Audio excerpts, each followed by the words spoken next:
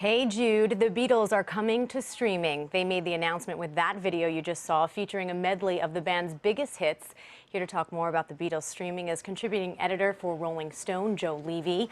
Joe, the Beatles start streaming midnight local time, so if you're waiting for the release, you can actually go to their website. They have a globe with a band of sun showing the sunshine. I can hardly wait because I don't know any of these songs. None of them. I'm looking forward to learning the melodies and the words. You've never heard any of them before. I'm very unfamiliar with the work of these four gentlemen. Yeah, somehow I find that one hard to believe. You know so much about the Beatles. Tell us, what was the holdup? The Beatles have been notorious for being ahead of their time, yet they are so late coming to streaming. What's been the holdup? Well, I mean, I think it's fair to say they were ahead of their time up until 1969 when they broke up. But one other thing the Beatles were notorious for in their time was not being great at business, and they have been great at it ever since. Apple Corps, which administers the rights to all of the Beatles material, is very, very careful. It's likely they were waiting for the best deals they could make in streaming, but also they had no reason to rush.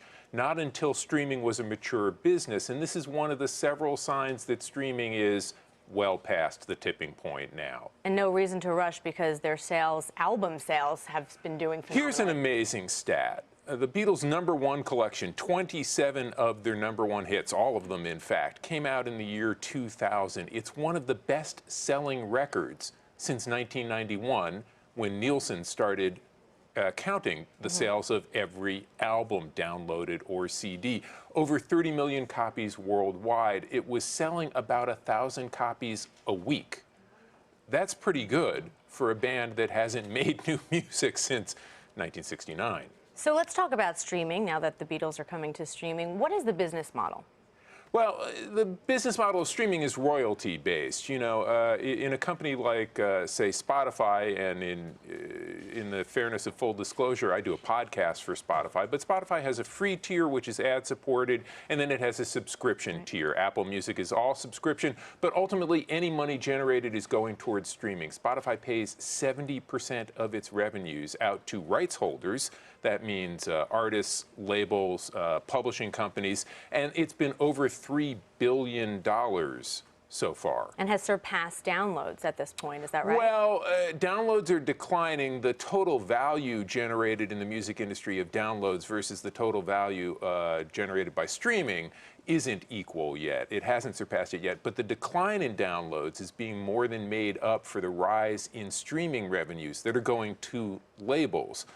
Artists aren't always seeing that money, and they're not always seeing that money very quickly, and that's a problem that's existed for some time. How does the music industry compensate artists? Which brings us to Taylor Swift, Adele. Taylor Swift has been very vocal about her opposition to streaming. Do the Beatles making this move and, you know, the calculating of the financial benefits at this point, does this mean we're going to see Taylor Swift make this move as well? Well, you know, I don't think it's going to affect what Taylor Swift and Adele have done. Now, Taylor Swift, just to be clear, isn't opposed to streaming per se. She's opposed to any sense that music is free.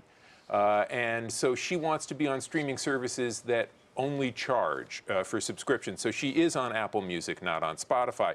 But Adele and Taylor Swift are rare exceptions. They're two of the biggest artists in the world, and they have full control over their music because they have deals with indie labels that upstream to major labels.